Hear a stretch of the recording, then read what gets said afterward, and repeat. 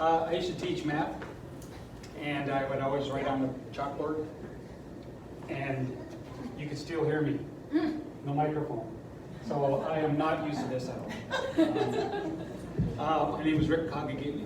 I am from the Lac CourteOreilles Reservation in Wisconsin. I'm Newfie. I was born in Newfoundland, Canada. I'm an Air Force baby also. So my parents, they came back home to the reservation, and through all that time, I am Ojibwe, Anishinaabe. All that time, they never really showed me what my culture was. So I learned to observe and watch. And then my dad would take me to what they call big drum ceremonies. These are ceremonial drums. And I noticed that people gave away material and they gave away blankets. There's other gifts too, but that was the main core of what was exchanged. And I was about 17, 18 at the time, and I figured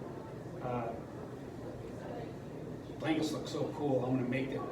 And with no experience, with nothing whatsoever, my dad had to show me how to use his mother-in-law's treadle machine. So, so I started making blankets with no knowledge of what like a seam allowance is, nothing. And my first blanket was a 4-pointed star. So I didn't do what would you consider the checkerboard designs. I just went right straight to stuff like this. And I do checkerboard as a general pattern, but this is my second, is all my own, these are all my own patterns. If you see something that is familiar with something that's out in the world, to me, that's because I thought of it. So it's like, I'm gonna draw this, and it just happened to look like something else. I did that with the 2 4-pointed stars that looked like a Mariner star. And it wasn't. The woman recognized it. This is a Mariner star. I said, no, it's 2 stars in front of each other, one in front of the other.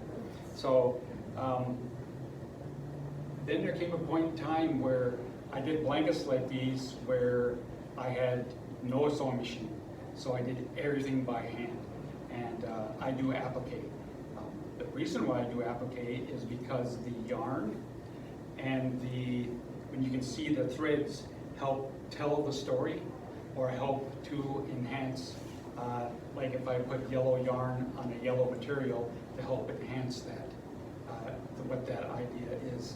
So as you see here, these are 4 of my works that I did. 2 deal with air, 2 deal with water. This is the air, water, and so these, like I mentioned, are how I understand my culture to be. Nowhere on here, and my wife's gonna know I'm gonna say here, when you will never find anything like lions, tigers, and koala bears on my stuff. It's everything that deals with my culture. So it's everything that's here in this land here. So you won't see things like that. But as I started walking further on my path, then I started to learn more stuff. And what I put in my works, I want to talk about this one here first. I used to teach math, so yeah, you'll notice maybe some symmetry. 4 direction colors, yellow, red, green, and blue. They stand for many things. I've got to keep asking my wife what all they stand for. Not only 4 directions, the 4 stages of life, the 4 elements. And so, but this one right here is a turtle. You don't see the head and legs and stuff like that, but it's a turtle. And on that turtle's back is a water flower. So this is a water turtle. I mentioned symmetry on this one because if you really look at it, it is not symmetrical. You got to look down where the 4 colors are at. Like the red, you look from one side, of the butterfly, the flower, and on the other side of the flower, it's one's off a little bit. So if you look at each one, you're going to notice that, and it's going to be the blue, especially on top. You can see where the flower touches a little bit off on the right and a lot more off on the left. The idea behind that is it's a water flower. It's in the water and it's waving up and down. So it's not going to be symmetric at all. So it's actually, you got to think of movement when you look at a lot of stuff that I do. The one in the back over here, that is Lady Thunderbird. She is made out of air. Her robe is made out of air, and you can tell her hair is just being whipped around by the wind. And not only just any wind, it's like a whirlpool or tornado. It's starting to form how it is a twister. So there's a lot of movement, and the one thing that for me is that this is just a moment in time, and that's what you get to see. You don't actually get to see her hair moving at all.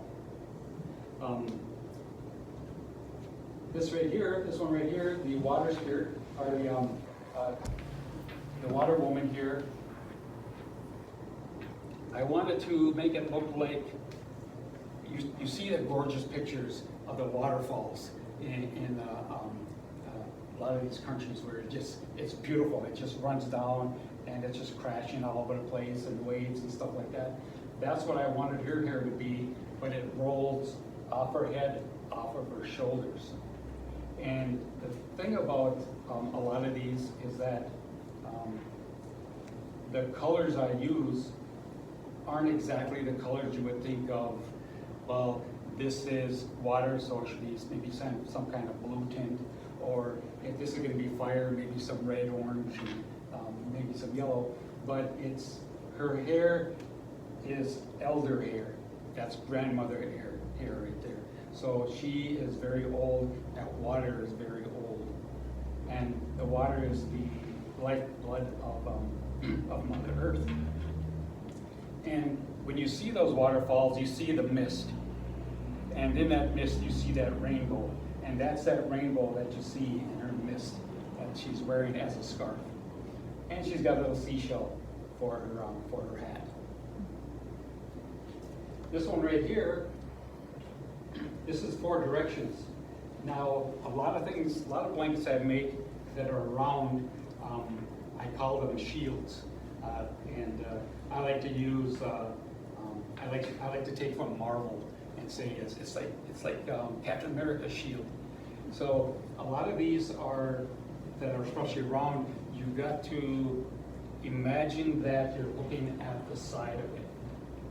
And then when you look at the side of it, then you see it bowed out. And when you see it bowed out, this one right here is actually a spear. So it actually is going to be bowed all the way around. But you have to, if you see the title of it, you might be able to, okay, yeah, all right, I can see it. So this is a protective bow. Whoever this blanket goes to, this is your happy place. And it's surrounded, you're protected by the 4 directions. And as you're sitting there and the world is getting to you, you get all these other elements coming in to help watch over you. So this is more like a bubble, a sphere of protection. This is what I call it. These are 4 grandmothers. A lot of people in my culture, people that are older are called elders. They're not called elderly. That really gets to me because I think it's really disrespectful, because you didn't walk this world just to be called elderly. It's like you're old. No, you gain knowledge as you walk along. You are an elder. You should be held and looked upon as such. I have some gray hair, but I'm not an elder yet, so I'm working on it. So you got your 4 grandmothers. These are little moons. Grandmother Moon, grandfather Sun, Mother Earth. So these are little grandmothers. These right here would be the tree people. And if anybody has ever cut down an ironwood tree, ironwood has so much minerals in it that if you use a chainsaw, your chainsaw just dulls right away. And you'll notice your chainsaw starting to curve because it's starting to dull. And so I like this right here because it looks like it would be those minerals. So these are the tree people, as are right here. Looks like little birch bark. Looks like birch bark. Bears. These are bears right there. They're going to help protect you. And not only bears, but like a spearhead.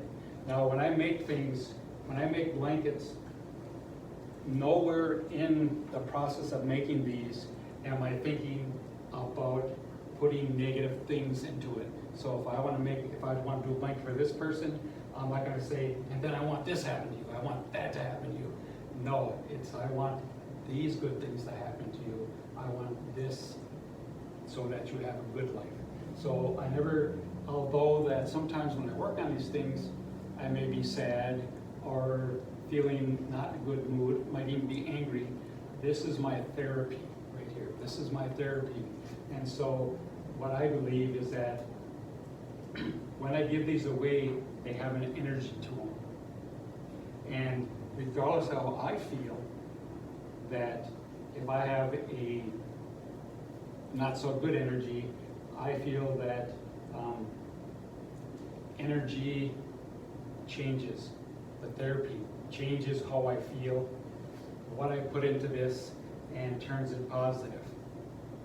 Because just like many of us, the one thing I always think about blankets is a lot of people have a blanket that their grandmother made, and they hold it with so dearly to themselves. My grandmother made this, whether she's passed or not. It's like that's the energy you put into it, because you just, it's probably all ragtag and stuff like that by now, but it still holds that effect on it. And so that's what I want to try to do with these, is put a positive spin on what I try to put into these. I didn't have anything planned to say either, but my wife knew that once I get up here, start talking, I'm going to start talking, and I never go back by the cards anyways, because I always go off on tangents. I made my first blanket when I was about 18 years old, and like I said, it was a 4-pointed star, and I'm working on one now. I just finished the top. I'll be putting together next week, yeah, it's been over 40 years.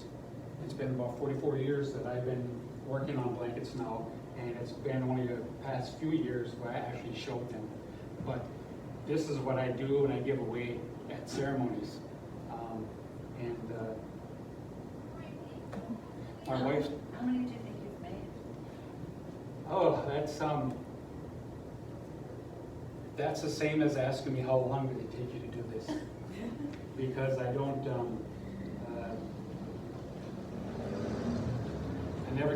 I never kept track. During one ceremony, everybody needed a certain number of blankets. There were 5 of us. 3 of us needed each 10, so that was 30. My brother needed 6, and this other gentleman needed 14, so there's 50 altogether at that ceremony. And I looked at the blankets, and I had made all of those blankets that everybody was carrying. So it's like, wow, okay, I didn't expect that. So I would definitely over 500, and that's just checkerboard. That has it must be pretty close to 75 or so of ones like this. So it's and that's what they taken off some time. I had a time period where I went to, I graduated from UMD, so my college time and stuff like that, I made one blanket in that time period. But yeah, it's the older I get, I have put away about 50 blankets so far since November, I think it is. People need them for ceremony. My daughter had a ceremony for her little son. He had his Indian name, and she goes, "Dad, you got 3 blankets?" And it's like,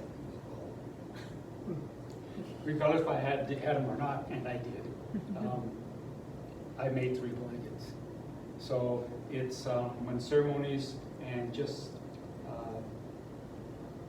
regular gifting. Let's say I see somebody that I feel honored to talk to and stuff like that, and it's like, I have this blanket, I'll give you this blanket. So, but yeah, a lot. So that's questions, I suppose.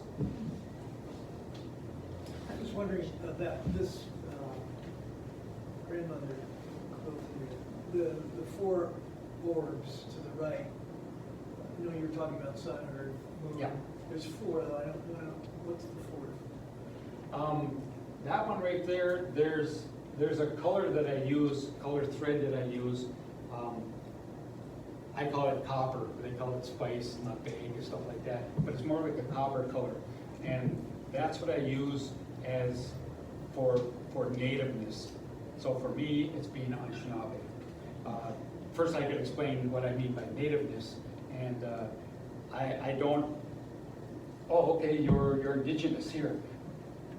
Yes, but not only that, there's other peoples who are Indigenous to areas also. That is also used for them. So if I should happen to do a blanket for someone who was Sami, I would probably use that color for the Indigenous also. So this right here is, you've got Grandfather Sun, Grandmother Moon, you've got Mother Earth, and here you have the people. Those are the Indigenous people there. And the 4 circles on her robe are the reflections. So there's the sun, and there's the reflection you see in the water. She's wearing the water robe. Thank you for that. See, I talk so much, and I covered everything. I was going to say, it looks like you got a serger at some point? Or I is do. that hand, like, that's a lot, you know, if you don't have a serger, that's a crazy amount of stitching. Back in the mid-90s when I started doing them by hand, since then, I'll share this with you, that they invented sewing machines. I do have a serger, but I use sewing machine. It's just a simple zigzag. Oh, and you just like go, because I'm scared of a serger. Yeah, you can make that happen. I'm like, sweet. Yeah, it's the circles and stuff like that. Smaller stuff is really, you really got to go tight. But it's but yeah, and I just recently got a new machine that had a longer throat on it, because this piece right here, I had to have all the rest of this to go underneath and sew it. So it's really, and you wonder why it had a wrinkle. That's because it crumpled up. Do you get donations of fabric, or are you just constantly buying fabric? Yes. There's that, but fortunately for some of these, is like this one right here. I made one, and it's called the water spear, and I think it's on a bag also. The water spear. Her hair is made out of that, and so I bought a lot of it, and so I have. I recently bought a lot of storage bins, and so otherwise I had a little bitty box that was like this in half, and all my scraps are in there. So all my scraps are like that high and all over the place. And I would sit on the floor and just throw them to the side and pick what I wanted. So I do buy a lot more material, but I have so many scraps that I can do little things like this. So, but yeah, we got tons. But that still doesn't mean that I went to the store, and I live in VL now. I went to Red Pine Grill Shop, and I told the woman, can I help you? And I said, okay, you can help me. I'm looking for bandana type material because, or no, silver. I want to make it look like silver because I'm doing a barrette, big barrette, and I want it to be silver looking. And so she looked all over the place, and I was in there for an hour. And then I saw this black material with paisleys on it, and I said, this is it. And I showed it to her, and she was looking for silver for an hour. And the stuff I picked out was because I knew it was there. So even though I do have a lot of material, I'll look at it and say, I still don't have what I need for this right here. And what I'm hoping is that one blanket I made had a 4 directions up on top and a circle, and I needed to put yarn on all 4 directions. And my wife wanted it to go to this one woman, so when I finished it, I didn't know what color yarn to put there. So it's like, I'll put black. I put black on it. And when I went to tell her the story of the blanket, I said, by the way, what does black mean to you? And I pointed at those things. She goes, oh, crows are my spirit animals, spirit helpers. So that was something that was extra. It was going to her, so it was her story. I only knew some of it. And that yarn for sure was, I had no idea. It's black. Can't go wrong with black, you know. It's like blue jeans. I just put on blue jeans. But yeah, even the yarn will help tell the story. I think these right here, I think I have them as birds. On that one over here, it's turtle people. Those are little turtles. People who are turtle clan.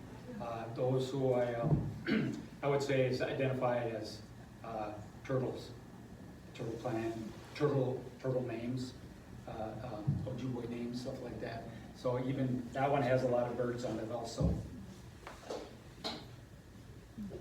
So yeah, even the yarn will, here and here, you'll notice that she has water droplet, 4 whiffs.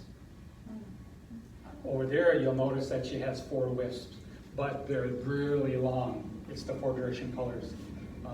If you ever see a picture of a blanket or see a blanket that has a figure on it that has 4 wisps of hair somehow, it's probably mine, because that's my calling card. And it's like, it's a bugger trying to get it to go curve and stuff like that, but if there's 4 wisps of hair, it is probably mine. Any other questions? Deb's here. People were asking me this, but do you ever bleed on these things? I've cried. Yes, I have. I actually have. I have an order cutter, and those things are really sharp. And I placed my finger next to it, and I went up, and you heard ting, and I looked, and I cut myself. I didn't even go across it. I went up over it. But yeah, I think this last blanket, I poked myself, and so I was trying to work with my little blood spot up in the air before I put a Band-Aid on it. But yeah, they do have blood on them. And you can't work from the back either.